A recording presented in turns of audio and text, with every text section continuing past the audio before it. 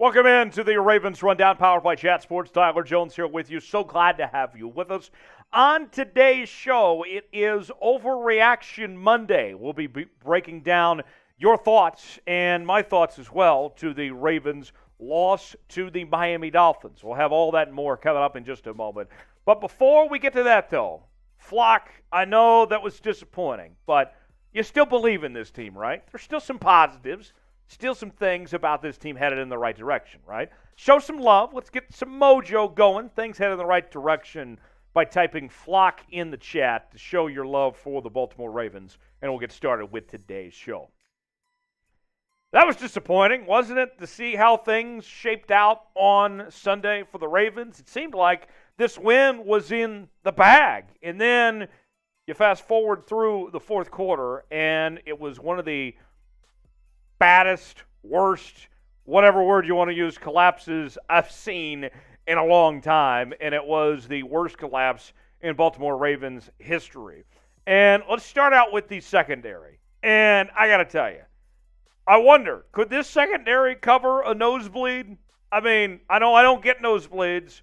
I can't speak for anyone else, but, I mean, this secondary had big issues. And here's a couple things I'll say before we get to some statistics and everything from yesterday. Brandon Stephens didn't play. Marlon Humphrey was out for the fourth quarter with a groin issue.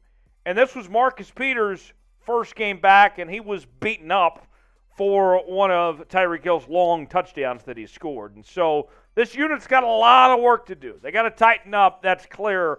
But right now, it's not looking good for that group. I do think there is a light at the end of the tunnel, that this group will get better as they get healthier and that we won't see these type of performances again. I think that what we saw on Sunday out of this group was more of an anomaly than anything else.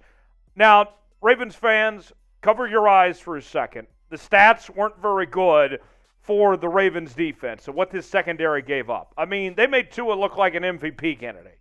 Tyreek Hill, I mean, those were unearthly numbers. I don't know if we were ever going to see Tyreek Hill put up those type of numbers having to play with Tua, but my goodness, he was incredible. Jalen Waddle was great. I mean, look, I will be shocked if the Ravens defense, the secondary, plays this bad again with all the circumstances. Right now, they're not good, but when they play to their full potential, they can be one of the best secondaries to the league in the league.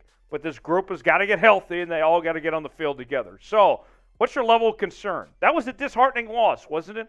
I mean, this was a game they easily should have won. What's your concern level after that loss now of giving one away like that? Scale it 1 through 10 for me in the comments section. You might get an ad break. If so, take advantage of it. Get your votes in and let me know what your level of concern would be for this Ravens team right now. Next up on Overreaction Monday, is it time to cut Mike Davis? Let's bring this all in here for a second. Hear me out on this, on Mike Davis. Now, J.K. Dobbins looks like he's going to be back, I would expect, this week. We were told that he was going to play this past week, and the week before that, we're told that he was in good position to play. Anyways, Dobbins should be back soon. Gus Edwards is going to be back here pretty soon. He's on the PUP list right now. And Mike Davis has been awful running the football. Here's the statistics in the last 2 weeks. 2 carries against the Jets. Also had a fumble, 11 yards. Yesterday, 5 carries, just 4 yards. He averaged less than a yard per carry. I mean, it was bad what we saw from Mike Davis these past 2 games.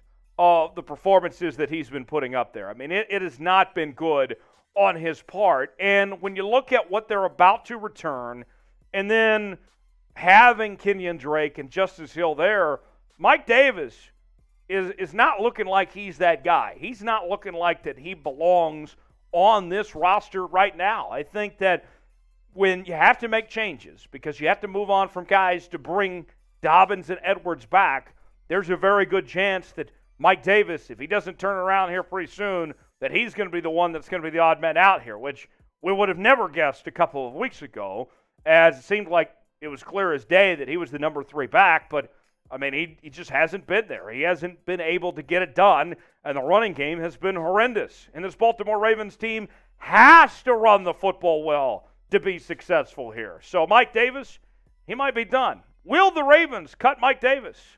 If you think they will, type T for true.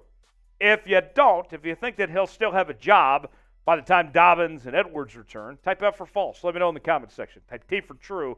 Type F for false. Got a great deal that we are offering viewers of the Ravens Rundown. If you go to chatsports.com/bet, you can use the promo code CHAT125 at checkout for a 125% deposit bonus. You put $100 down, you get $125 to spend for free. Got a Monday Night Football doubleheader tonight. You can bet on both those games. You can also look ahead to Week 3 of NFL action, college football games as well. It's all in one place. BetUS, the exclusive sportsbook partner of Chat Sports. Chatsports.com/bet, 125% deposit bonus, promo code CHAT125. Next up, Odafe Oweh, through these first 2 games this year, has not played well at all. Is he a bit overrated? I mean, we talked a lot about Odafe Oweh and the high expectations for him entering 2022. And, I mean, he's just been MIA. I mean, he has not played well at all. I mean, just 5 tackles. That's it through 2 games. And the stat that we're showing you on your screen, which is this direction. Oh, there goes my hand. What we're showing you on your screen right now, folks, that's it. There hasn't been any sacks. There hasn't been any tackles for loss. No forced fumbles. No fumble recoveries. No interceptions. No. That is just it. Just 5 tackles. That's all he's accounted for through 2 weeks. And you look at this position, the outside linebacker spot right now. Remember, Stephen Means left the game with that ankle injury. He was carted off the field, did not return. We're still waiting on an update on his status. And now you got to rely on Adafe Oweh, Justin Houston, and Malik Harrison. And I got to tell you, Adafe Oweh, what we've seen the last 2 weeks, and especially now that you know that you're going to be without Stephen Means too, that's not good enough. Odafe Oweh has to play better for this defense to succeed. There was a lot of hopes, a lot of expectations that Odafe Oweh would take a big step this year, and we just haven't seen it so far at this point. What we've seen has not been good enough. Odafe Oweh has to play better for this Baltimore Ravens team as far as I'm concerned.